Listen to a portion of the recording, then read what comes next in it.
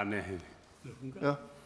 Dia akan melakukan itu, Pak, ketika dia masih menjabat sebagai pimpinan KPK. Iya, berikutnya kepada Bapak Beni Kaharman.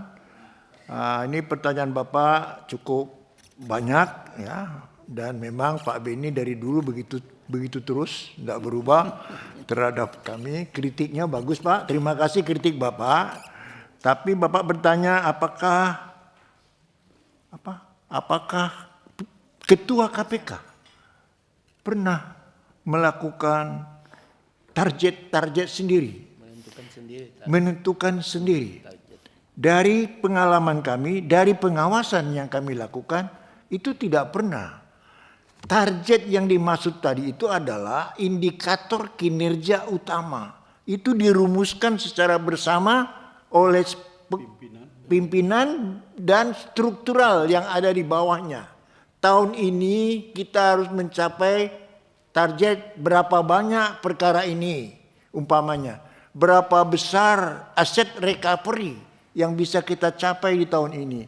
Itu dirumuskan mulai dari bawah sampai ke atas. Diputuskan oleh pimpinan. Itu yang saya maksud. Kami tidak ikut dalam hal itu. Karena itu memang target yang ditentukan oleh pimpinan sendiri untuk 1 tahun. Target kinerja ini, Pak. Nah, itulah yang kami paparkan tadi. Target kinerja itu ya belum ada menurut kami yang 100%. Nah, itu yang dimaksud, Pak. Tidak jelas kalau sudah terjadi tindak pidana korupsi, Dewas mereduksi menjadi pelanggaran etik. Saya rasa tidak begitu.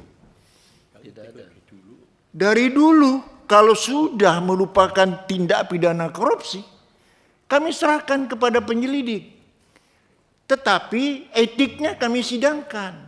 Setiap tindak pidana korupsi, kejahatan korupsi pasti melanggar etik.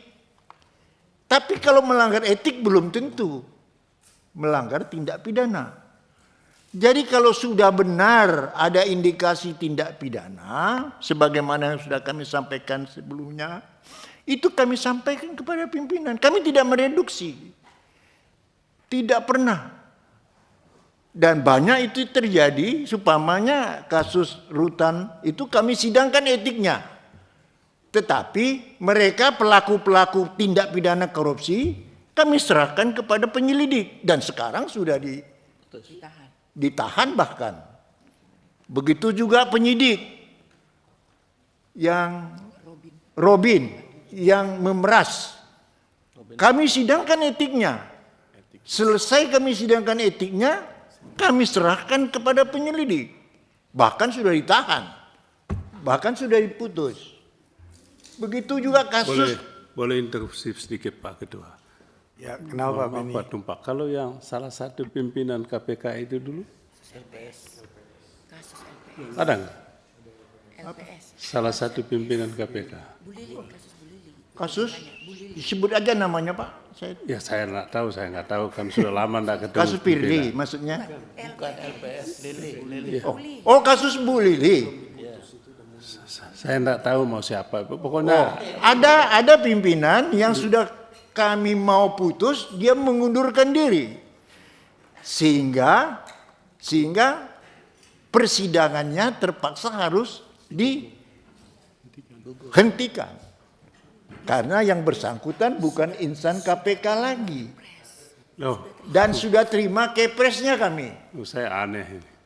Loh, Dia akan melakukan itu, Pak, ketika dia masih menjabat sebagai pimpinan KPK. iya, Tindakan yang dia lakukan itu kan yang harus dinilai secara etik. iya, itu kami sampaikan kepada pimpinan KPK. Kami tidak punya kewenangan untuk menyidik kasus tindak pidana korupsi, kecuali menyidangkan etik. Bukan itu, Pak. Pak Tumpak menyampaikan bahwa kami tidak melanjutkan persidangan etiknya. Ya, Karena yang bersangkutan sudah terima kepres. sudah berhenti, kan begitu Ya. Pak. Pertanyaan saya, yang Bapak Dewas mereka itu sidangkan adalah pelanggaran etik yang bersangkutan ketika masih menjabat sebagai pimpinan KPK. Betul. Betul kan? Ya. Ya, itu yang mau saya tanya. Mestinya kan apakah dia berhenti setelah itu atau tidak? Bapak Dewas harus tetap menyidangkan ini, penting. Supaya tahu, publik tahu bahwa ini orang melakukan pelanggaran kode etik. Sebab jangan-jangan dia sengaja mundur, Pak Ketua. Iya kan? Udahlah Pak Tumpak, kita sama-sama lama kita kan. Saya sama Anda ini udah puluhan tahun. Ya. Gitu loh. Jadi begini Pak. Ketentuan Jadi di kami. jangan-jangan Dewas suruh udah kau berhenti aja supaya jangan disidangkan. Itu yang mau saya sampaikan. Udah nggak usah dijawab lagi Pak Tumpak. Dijawab, mesti dijawab. Saya rasa mesti saya jawab Pak. Kalau nggak dijawab nggak. Ya. Biar fair. Etik kami ini Pak hanya berlaku bagi insan KPK. Ketentuan di kami kalau sudah bukan insan KPK lagi, kita tidak bisa. Dipanggil pun dia tidak mau datang umpamanya. Itu tidak bisa, tidak ada upaya paksa di kami. Jadi kami tidak bisa menerapkan kepada dia untuk meneruskan persidangan ini karena dia sudah menerima kepres. Pak Ketua itu loh, ini Pak sebagai Ketua Pak Tumpak ini kan begini Pak, kenapa saya sekali lagi mohon maaf menegaskan ini, coba Pak Tumpak bayangkan, ya, bayangkan setiap orang di KPK pimpinan nanti melakukan pelanggaran kode etik, Ya, supaya lepas dari tuntutan kode etik, dia minta berhenti. bisa Itu terjadi. loh. Ya.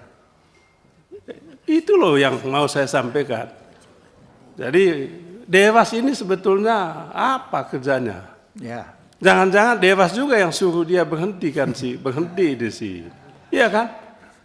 Baik. Ya, makanya saya bilang daripada kita debat ini udah lanjutkan aja sudah Pak. Baik Pak, terima kasih Pak. Itu memang kemungkinan bisa terjadi. Ya, tapi Pak Beni tidak ada kami suruh dia supaya mundur Pak. Tidak ada itu. Ya, mungkin yang lain menyuruh mundur saya nggak tahu. Kalau kami tidak. Memang benar yang Bapak bilang itu. Terima kasih. Memang bisa terjadi seperti itu.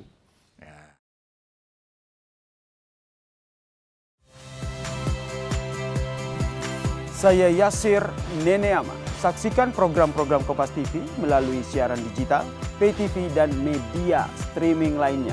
Kompas TV, independen, terpercaya.